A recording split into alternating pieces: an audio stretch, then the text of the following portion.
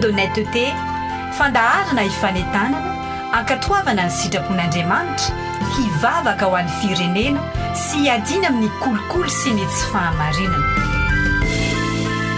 Raha ny olo koa izay natsoina amin'ny anarako ho avy hanetitena ka hivavaka sy hitady mitavako ary hiala amin'ny ratsy fanaony dia hiaino any an-danitra aho ka hamela ny helony ary hahasitrana ny tany.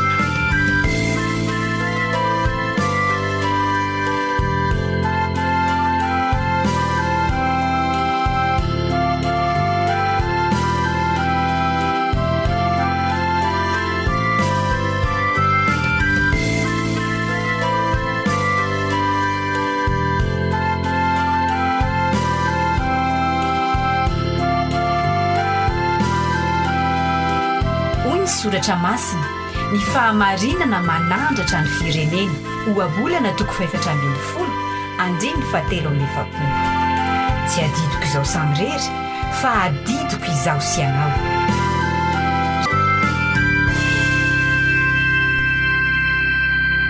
Manonona ny fiadanan'ny tompo anao izay mandray an'izao fandarana manoka ny toivaka ny fahamarinana izao.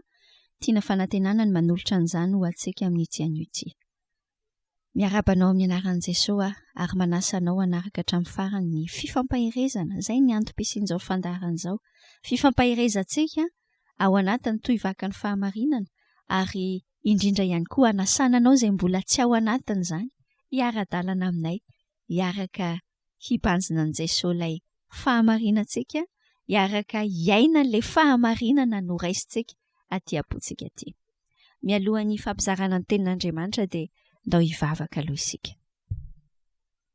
Andriamanitra tomponay, miantso anao amin'ny anaran'i Jesosy Kristy zokinay izahay anio.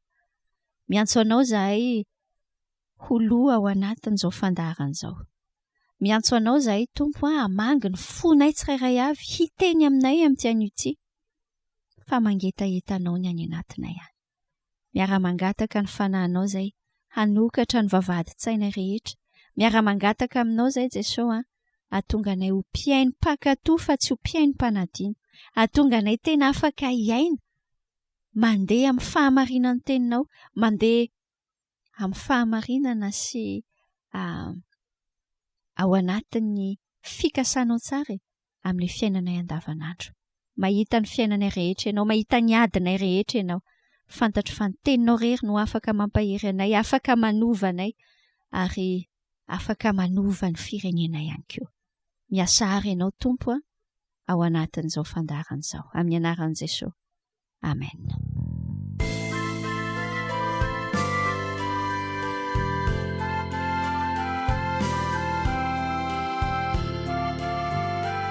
Amin'ity an'ity ny fotoana voalohany iarahako aminao ao anatin'ity taona 2024 ity.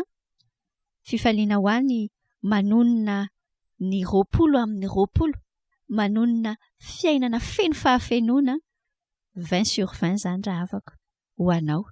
Miara-miaina amin'ny tompo isika dia andao androso amin'ny fahalalana an'i Jesosy Kristy. Misy tenin'Andriamanitra iriko ifampizarana aminao ao Matio 9, Matio 9:1 hatramin'ny 9:4.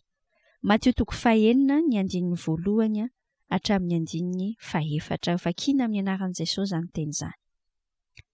Tandremo mba tsy hanao ny asan'ny fahamarinanareo eo imason'ny olona hahitany izany. Fa ratsy izany dia tsy manana valim-pitiantsika amin'ny rainareo izay any an-danitra ianareo.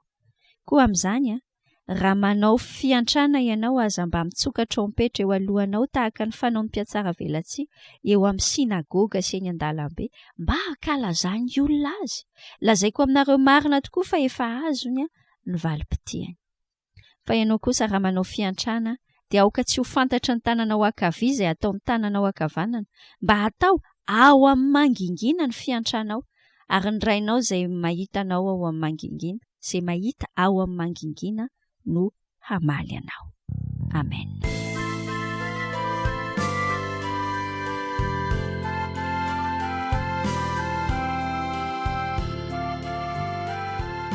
Matio 5:5, 5:9, 5:7 dia ireo teny fampianarana nataon'i Jesosy Kristy teny an-tendrombohitra ary hanambarany amintsika ny fenitry ny fiainana ny fanjakan'Andriamanitra, fenitry ny fiainana ao amin'ny fanjakan'Andriamanitra. Monina eto ambonin'ny tany tsika, mipetraka eto ambonin'ny tany, fa isika sy anao tsy eto ny tena fisitsika fa tsika pon'ny lanitra, citoyen du ciel fa napetraka ny tompo mba iraka solony. Izay ny Korinthiana 4:5-6 hoe iraka solony Kristy ianareo. Mila fantatro tsara fa rehefa nandray an' Jesosy ho tompo sy mpamonjy ny fiainanao ianao dia natsoiny tompo ianao izay hoeto amin'izao tontolo izao fa tsy hitovy amin'izao tontolo izao. Misy fiainana, toe-piainana, fomba fiainana manokana izay tian'Andriamanitra, irian'Andriamanitra ho hita eny amintsika, ary izay indrindra no antony tsy fandarantsika toy vakan'ny fahamarinana ity, ahafahantsika miara-mianatra, ahafahantsika mifampahery ihany koa mba hiainantsika an'izay fiainan'ny fahamarinana izay kasain'ny tompo antsika izay, satria ilay fahamarinana ange no noraisintsika. Jesosy ilay fahamarinana no ao anatintsika, dia inona no entin'izany amin'ny fiainantsika isan'andro. Ny fanontaniana izay mavesa-danja ato amin'ity fiainana ny fanjakan'Andriamanitra ity, ny fanontaniana mavesa-danja kokoa tsy ny hoe inona ny ataonao, tsy hoe miazakazaka manao aktivité na manao fanompoana tahaka ny inona moa ianao ity. Ny fanontaniana eo amin'Andriamanitra mavesa-danja kokoa ny antony anaovanao ny zavatra anankiray. Fa maninona ianao no manao an'io ataonao io? Averiko aminao indray anie, fa maninona angaha ianao no manao an'io ataonao io? Fa Andriamanitra mijery ny antony anaovanao ny zavatra ataonao, vao mijery hoe inona ilay ataonao. Rehefa mampitany fiainana eo amin'ny fanjakan'ny tany sy ny fenitra ty amin'ny fanjakan'Andriamanitra tsika dia hitantsika fa tena samy hafa be mihitsy. Raha amin'ny fiainan'ny tany dia mazava ny fomba fiainan'ny olona, ary indraindray ary latsaka ao anatin'izay koa isika sy ianao manaratra eny rano amin'ilay fomba fiainan'ny olona hoe manao zavatra mba anaovan'ny hafa zavatra aminao koa avy eo. Ny dikany tiako lazaina anao hoe aty amin'ny fotsika malagasy matetika misy an'izay te ahazo ny sitrany ay kely izay. Aty amin'ny fotsika indraindray misy an'ilay hoe inona ny tombony ho ahy manokana raha hanao an'io zavatra io mieritreritra ny antena, mieritreritra an'izay intérêt na tombony ho ahy, izay vao manao zavatra anankiray. Jerenao nge raha ohatra izao hoe misy olona mitondra entana mavesatra be ny an-dalana, raha ianao izao mitondra entana mavesatra be ny an-dalana, dia misy olona anankiray manatona anao dia miteny anao hoe hoe mba hoentiko iny entanao iny, ao ampiko ianao mitondra iny entanao iny. Avy hatrany ny any anatintsika dia mieritreritra hoe ohatrinona izao no tadiavin'ny ho amiko. Lasa ohatrany tahaka ny kolontsaina aty amintsika mihitsy izay hoe tsy misy olona manao zavatra maimaim-poana izany. Tsy misy zavatra, tsy maintsy misy dikany matoa manao zavatra anankiray aminao ny olona, na ianao manao zavatra amin'ny olona. Izay ry havana ny fenitra ny tany, izay mila hialantsika sy ianao any amin'ny toe-tsaintsika mihitsy, any anatin'ny fisainantsika mihitsy no ka ho avaozy ny tenin'Andriamanitra. Fa ato amin'ny fanjakan'Andriamanitra tsy ilay valim-pity ho eto ambonin'ny tany inge. Raha izay ny katsahantsika dia fantatrao moa ny isa azonao ao amin'ny fanjakan'Andriamanitra raha ohatra ka ny valim-pity eto ambonin'ny tany no tosika ataonao manosika anao hanao zavatra. Lasaiko anao ny isa 0/20. Izany ange ny tenenin'Andriamanitra, tenenin' Jesosy eto amin'ity Matio 5:ity hoe efa azonao ny valim-pity anao dia tsisy ninina omenanao intsony. Tsy misy valim-pity, tsisy noty tsara, tsy misy fanomezana valiny akoatran'izay mety azonao teto ambonin'ny tany. Raha ohatra ka izay no ifantohanao sy ataonao antony anaovanao ny zavatra ho an'ny tenanao na ho an'ny hafa, na tsy hoe ho an'ny hafa, tsy ho an'ny hafa fa ho an'ny tenanao sy hisehosehonao eo anatrehan'ny hafa. Raha mbola izay ny anaovantsika zavatra dia mila tadidintsika fa 0/20 izany. Mahafaly antsika ery mandiha an'ity taona 2024 ity, izay averimberintsika ny hoe taotaonana fahafenoana izy ity, 20/20, 20/20. Te ametraka fantaninanao aho hoe ianao ve te hahazo 20/20 amin'ny tompo? Ny tompontsika rehefa manome naoty na 0 no meny anao na 20 no meny anao. Ao amin'ny tompontsika ny lalàna ny rehetra na ny tsy misy, izay no manjaka. La loi du tout ou rien, na azy ray manontolo ianao na tsy azy. Na ianao mandray ny 20/20 an'i Jesosy Kristy ka miaina an'izany isan'andro, na tsy mandray an'izay ianao dia 0 daholo izany ny ankoatr'izay. Lalina be. Indraindray tsika te hikikika hoe aiza kosa ve tompo dia tsy nikotinao ilay an'ny ry, dia ilay ity kely ity dia ity an'ny ity. Ny ataontsika rehetra mantsy na inona ataontsika nge tsy afaka hividianantsika na ahafahantsika miteny hoe mendrika omen'Andriamanitra ny fahatsarany, mendrika omen'Andriamanitra ny fanomezana avy any amintsika. Tsisy mahamendrika antsika na kely ary. Fahasoavana hoy ny Efesiana 2:5, fahasoavana no namonjenantsika.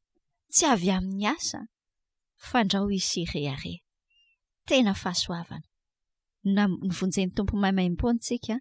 Ndikany hoe novonjen'Andriamanitra tsika, nomeny antsika Jesosy Kristy ny aina fiainana 20/20 teto ambonin'ny tany, mba hananantsika 20/20 raha mandray an'i Jesosy tsika. Azonao ve? Eto amin'ity tenin'Andriamanitra ity dia mampirisika antsika isaina ny tenin'Andriamanitra, hieritreritra isaky ny hanao zavatra tsika. Inona nga no antony hanaovantsika io zavatra ataontsika io?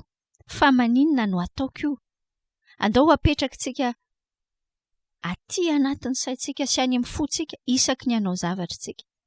Fa mampalahelo dia mampalahelo raha tena lany nanao zavatra be da be tsika teto ambonin'ny tany, nanao tao fanompoana lalina dia lalina tao tsy nipetraka mihitsy dia tsy sady tsy mitaraitana miepaka no tsy mitoto mihitsy fa tena natotontsika tao ny fiainantsika. Nefa rehefa aveo 0/20 no omeny tompo antsika. Mieritreritra ny fariseo sy mpanorandalàna resahan'ny tompo manokana. Eto amin'ity Matio 5:9 ity isika. Rehefa miresaka ny tompony amin'ny ny fariseo sy mpanorandalàna ireo tian'i Jesosy oharina amin'ny hoe aza mba manao ny tahaka izao sy tahaka izao. Mila fantatrao tsara ny tantara. Izany fariseo sy mpanorandalàna izany teo amin'ny Jiosy izany ny antsoina hoe olona masina indrindra, marina indrindra, mpanara-dalàna faratapony. Ary tena amin'ny atsipiriany mihitsy. Endrezany zareo rehefa izy izay ny hanao ny ampafolo-karena. Hoy ny volazan'ny filazantsara hoe na mividy anana ary izy dia hatramin'ny ravinanana mihitsy ny isaina ka havana ny ampafolony. Tena manara-dalàna ny fariseo sy mpanorandalàna. Fa manambara ny tenin'ny tompo eto hoe aza manao tahaka izany. Ry havana. Ao amin'ity fanjakan'Andriamanitra ity indraindray mety diso hevitra ihany tsika mieritreritra hoe efa ao tsara ary ve izany. Sao dia ianao nanao an'ilay soni tamin'ilay fidirana ho tohivaka ny fahamarinana. Kanefa sao dia sanatria misy hitovizana amin'ny mpanorandalàna sy fariseo. Izay indrindra no hananarany tompo antsika eto amin'ity tenin'Andriamanitra ity. Ny olona ny mpanorandalàna sy fariseo dia voan'ny fitaky ny fahavalo mihitsy izy ireo. Fitahin'ny fahavalo. Ary isika sy ianao dia mila mitandrina mihitsy fa mitolona amin'ny fanahy ratsy any amin'ny rivotra tsy hitantsika maso nge isika. Misy ady ara-panahy izay misarika anao tsy hiaina an'ilay fiainana amin'ny fanjakan'Andriamanitra. Fa toa nalaina fotsiny ny titra kanefa ilay fiainana isan'andro tsy manaraka an'izany. Ndao hitandrina. Hitanao? Reto mpanorandalàna sy fariseo reto zareo ilay mpitsoka trompetra rehefa hanao fiantrana izay. Tena zavatra mila ataontsika mihitsy izany fiantrana izany. Ao anatin'ny toe-po tokony ananantsika no hoe miantra ny hafa, fa satria izay ny Andriamanitra tompontsika ary iraka solony io Andriamanitra io tsika mirepresente azy any amin'izay misy antsika rehetra. Fa izao tsy mahamaika an'Andriamanitra ange ny anoloranao ray hetsy na ray tapitrisa, na ny anoloranao ny fotoananao rehetrarehetra, na ny anaovanao anitsy sy zaroa ao am-piangonana sy any amin'izay sehatra rehetra misy anao, kanefa ny fonao tsy nanao an'ilay izy ho an'Andriamanitra. Indraindray tononontsika fotsiny ny anaran'Andriamanitra, kanefa rehefa zohina fitadiavana toerana eo amin'izao tontolo izao, fitadiavana toerana eo amin'ny fiarahamonina misy antsika. Hitanao ny tenin'Andriamanitra, mitady mba ho hita, mitady laza. Sao izany ireny mitosika manosika antsika hanao zavatra anankiray, fa mamitaka antsika ny fahavalo.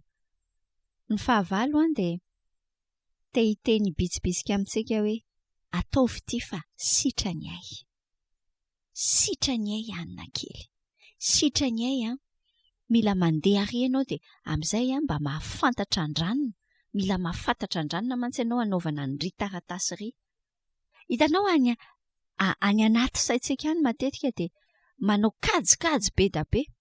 Ataoko ity mba ahafahako mahazo tombony amin'ity dia amin'ity dia ry havana. Fitaky ny fahavalo ihany izany. Tahaka ny hoe te hahazo naoty kely, fa ny naoty na inona nge na firy ny naotinao na firy, rehefa tsy 20 dia tsy miteny ao amin'ny fanjakan'Andriamanitra. Andriamanitra te hanome 20 anao, fa aza manaiky hoe hikafiry kely an'ilay naoty 8/20 na 12/20 mety tiany Satana omena antsika amin'ny alalan'ny sitrany ay kely.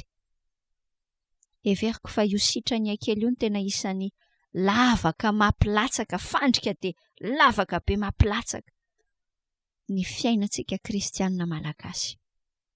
Mieritreritra hoe mba ataoko ity aloha fa amin'izay mba afaka misy an'izao.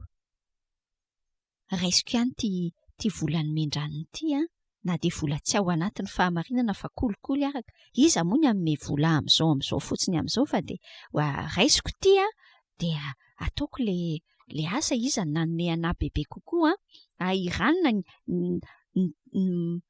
manome anahy an'izao izy dia izy izany ny anaovako zavatra bebe kokoa sy aingana kokoa. Jerenao nge izany tosika manosika antsika, voafitaka tsika mitady sitraka amin'ny olona, voafitaka tsika manao zavatra tsy ho an'ny tompo fa ho an'ny olona, manao zavatra ho an'ny tenantsika ihany, mamita tena nge tsika amin'izany. Ry havana, andao ho tonga saina mihitsy tsika rehetra amin'ity an'io dia raisintsika ny tenin'Andriamanitra fa tsika tsy hanao na inona mba hahitany olona tsika. Tsy ho izay intsony no antony anaovantsika zavatra, antony andraisantsika fitenenana, antony irotsahantsika amin'ity toerana ity, antony amin'ity zavatra anankiray, fitadavam-bola atao ity. Inona ny antony? Aoka ny tompo no antony. Tian'Andriamanitra isika sy ianao tsy ho azon'ny fitaka anankiroa izay nahazon'ny fariseo sy mpanorandalàna tamin'izany fotoana izany. Fitaka anankiroa no hitantsika eto amin'ity andiny voalohany hatramin'ny fahaefatra amin'ny Matio toko fahaenina. Fitaka voalohany ny fitaky ny fisehosehoana, ny fitaky ny fanandrata-tena, fieritreretana hoe za kosa mila hita. Moa tsy izany ny manosika ny olona hiditra amina kolikoly avolenta satria te hahazo toerana eo amin'ny fiarahamonina, te ho tindranina, te ho tsara fijery amin'ny ranona sy ranona. Tandremo, tsisy valim-pitiana inona fa 0/20 no azontsika eo amin'ny tompontsika. Ary ny hafaran'ny 0/20 na tiatsika na sy tiatsika fa Andriamanitra tsy azo vazivaziana hoy ny Galatiana 5:7. Fa raha mamafy amin'iny lalana iny ianao dia hoy ny tenin'Andriamanitra hoe izay mamafy amin'ny nofo dia mijinja fahafatesana. Izay mamafy amin'ny nofo ange dia mijinja fahafatesana, mijinja fahasimbana. Galatiana 5:7 no ahitantsika an'izany tenin'Andriamanitra izany. Aza mety ho resin'ny fisehosehoana ary fa izay manetry tena ange no asandratr'Andriamanitra. Andao jerena ny antony anaovantsika zavatra ho an'ny tompo fa tsy ho an'olona. Andriamanitra no mametraka antsika amin'izay toerana ambony, zakantsika tsara amin'ny fotoana mahamety azy. Matoky ny tompo ianao fa tsy manadino anao nge ny tompo e. Indraindray ianao dia manao ny ezaka rehetrarehetra mba tonga hoe io promotion ampiasana io dia lasanao. Ezaka inona moa fa tsy le ezaka ny fahamarinana nge ny ataontsika, tsy le miasa tsara fa ry sauta lasandry le toerako ao iny aloha atao izay ialany io ampiasanao. Ry indraindray izany ny fomba fisainantsika. Satria manino? Voafitaky Satanitsika hoe ny toerana eo amin'izao tontolo izao no manan-danja. Lazaiko anao fa mandalo io e, mandalo io. Indraindray tsy avelan'ny Satana mahita fa tsy nitendrin'orintsika. Oke tsira havako, saino ny mandrakizay, saino ny zavatra ny ambony ny bokin'ny Kolosiana. Fandrika faharoa izay nahazo ny fariseho sy mpanoratan-dalàna izay tenenin'ny tompo hoe aoka tsy ho tahaka izany isika sy ianao. Dia ambaran'ny tompo mivantana tsara mihitsy fa mpiatsara velatsia, aza mba tahaka azy, mpiatsara velatsia. Inona moa izany hoe miatsara velatsia izany raha havako? Rehefa maheno an'izany teny izany ianao dia ianao tonga dia te-hiteny hoe tena tsy za mihitsy izany ka, tsy za tsy miatsara velatsia izany. Mila fantatrao tsara ny dikan'ny miatsara velatsia. Dikan'ny miatsara velatsia dia miny mody manao tsara hanaronana ny zavatra ratsy. Manao fanainiana mody manao tsara hanaronana ny zavatra ratsy atao. Tsy fiatsaram-belatsia no hoe misy zavatra nampilatsaka anao, tsy fanainianao misy ohatra hoe nilatsaka tamina fahotana anankiray ianao, tsy hoe rehefa milatsaka amin'ny fahotana ianao dia miatsara velatsia. Fa ny any anatiny fo hitan'ny tompo tsara. Hoy ny tenin'Andriamanitra ny Jaona 1:9 hoe raha misy milaza hoe tsy manota mihitsy izy dia mamita tena izy. Tsika sy ianao samy mety hilatsaka ao anaty fahotana. Tsy voatery miatsara velatsia isika amin'iny. Fa raha toa kosa isika ka miny mody manao tsara hanaronana ratsy, izay isika sy ianao izay miatsara velatsia. Andao hoe jerena ny zavatra ataontsika ity. Misy fotoana dia misy sosiete na misy toeram-piasana ambony na misy olona manokana izay tena manao ezaka be mihitsy manome amina asa soa hanadiovana ny vola maloto ampiasainy.